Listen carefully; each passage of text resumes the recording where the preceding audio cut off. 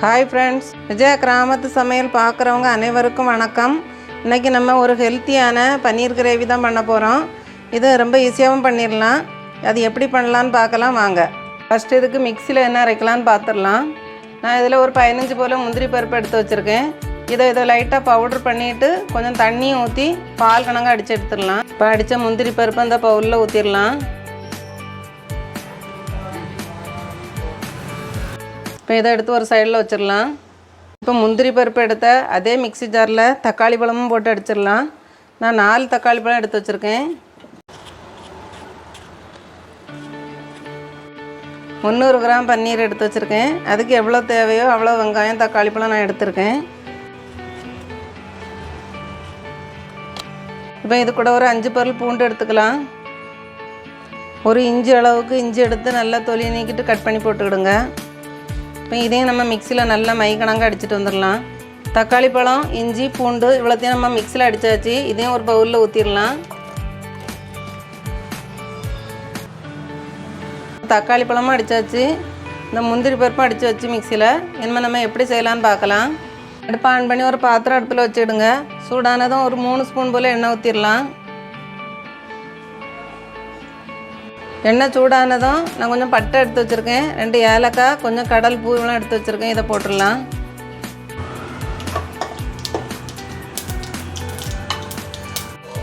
அது வெடித்ததான் 4 பெரிய வெங்காயம் எடுத்து நான் பொடிசாக கட் பண்ணி வச்சுருக்கேன்.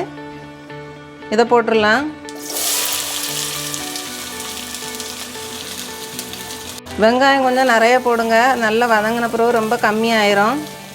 இந்த வெங்காயம் நல்லா வதங்கி வரணும். ஒரு 2 நிமிஷம் ஆகும்.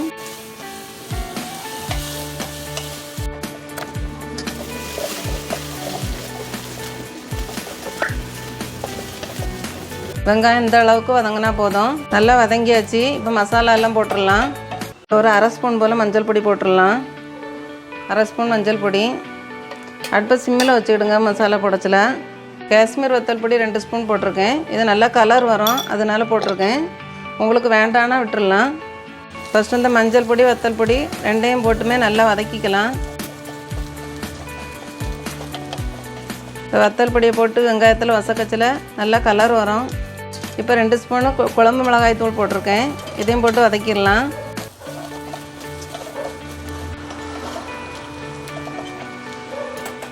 சிம்மில் வச்சு இந்த மிளகோட வாசனை போகிறது அளவுக்கு நல்லா வதக்கிடுங்க.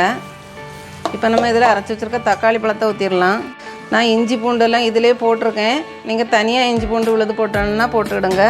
நான் அந்த தக்காளியிலேயே இஞ்சி பூண்டெல்லாம் போட்டுட்டேன். நீங்கள் தனியாக இஞ்சி பூண்டு உள்ளது அரைச்சி போடணுன்னா கூட போட்டுக்கலாம். நல்லா கிண்டி விட்டுட்டு ஒரு 2 நிமிஷத்துக்கு நம்ம மூடி வச்சிடலாம். நல்லா வதங்கட்டும். 2 நிமிஷம் ஆச்சு. நம்ம ஓப்பன் பண்ணிடலாம்.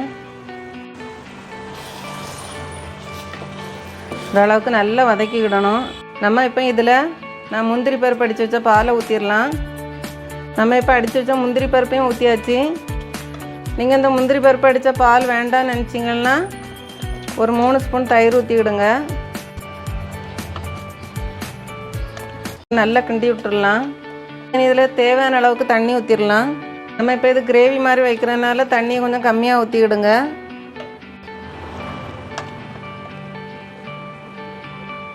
தேவையான அளவுக்கு உப்பு போட்டுடலாம். உப்பு போட்டு நல்லா கிண்டி விட்டுட்டு இன்னும் ஒரு நிமிஷத்துக்கு மூடி வச்சிடலாம். ஒரு கொதி வரட்டும். 2 நிமிஷம் ஆயிடுச்சு. இப்போ நம்ம ஓப்பன் பண்ணிடலாம்.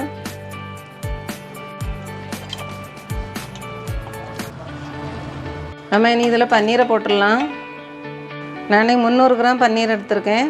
இதை நான் வீட்டிலே ரெடி பண்ண பன்னீர் தான். பாருங்கள் எவ்வளோ சாஃப்டாக இருக்குன்னுட்டு. இது ஒரு நாளாக எடுத்ததில்லை, 2 நாளாக எடுத்து வச்சுருக்கேன். இதை நம்ம போட்டுடலாம். நான் எப்போவுமே வாரத்தில் ஒரு நாள் பன்னீர் குழம்பு கண்டிப்பாக வைப்பேன். அதனால் வீட்டிலே பன்னீர் எடுத்துருவேன். கடையில் போய் 100 கிராம் வாங்கினா 100 கிராம் வந்து 50 ரூபா ஆகும். நீங்கள் 50 ரூபாய்க்கு பால் வாங்கினீங்கன்னா உங்களுக்கு 1/4 கிலோ பன்னீர்கிட்ட கிடைக்கும். அதே மாதிரி இதை ஃப்ரை பண்ணி போட வேண்டாம், நீங்கள் அப்படியே போட்டுடலாம். ரொம்ப நேரம் கொதிக்க விடாது, 1 நிமிஷம் கொதிக்க விட்டால் போதும். நல்ல சாஃப்டாட்டு தான் இருக்கும் இது. நம்ம பன்னீர் எல்லாமே போட்டாச்சு.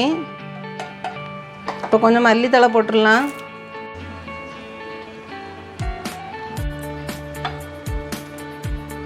ஒரு அரை ஸ்பூன் கரம் மசாலா போட்டுடலாம். இது லாஸ்ட்டில் நீங்கள் இறக்கச்சில் போட்டால் தான் நல்லா வாசனையாக இருக்கும். இப்போ லைட்டாக இதை கிண்டி விட்டுருங்க. ஃபுல்லாக நல்லா போட்டு கிண்டிடக்கூடாது. நம்ம மூடி வச்சிடலாம் 1 நிமிஷத்துக்கு. இப்போ 1 நிமிஷம் ஆகிட்டுக்கும். ஓப்பன் பண்ணிடலாம். பாருங்கள், பன்னீர் கிரேவி ரெடி ஆகியாச்சு. பாருங்கள், இவ்வளோத்துக்கு பன்னீரும் உடையவும் செய்யாது, அதே நேரம் நல்லா சாஃப்டாகவும் இருக்கும். பாருங்கள் எவ்வளோ சாஃப்டாக இருக்குன்னு. பாருங்கள் எவ்வளோ பஞ்சு கணங்காக இருக்குன்னு. இதை ஃப்ரை பண்ணி போட்டால் நல்லா ஹார்டாயிரும். அதனால் நீங்கள் இந்த மாதிரி பச்சையாகவே போட்டு பண்ணுங்கள். சுகர் இருக்கிறவங்க அந்த பன்னீர் நிறையா சாப்பிடலாம். இதில் வந்து சுகரே கிடையாது. பன்னீர் கிரேவி ரெடி ஆகியாச்சு. நீங்களும் இதே மாதிரி வீட்டில் பண்ணி பாருங்கள். ரொம்ப நல்லாயிருக்கும், ரொம்ப ஹெல்த்தியானதும் கூட. சீக்கிரம் பண்ணிடலாம். இந்த வீடியோ பிடிச்சிருந்துன்னா லைக் பண்ணுங்கள், ஷேர் பண்ணுங்கள், சப்ஸ்கிரைப் பண்ணுங்கள். வணக்கம்.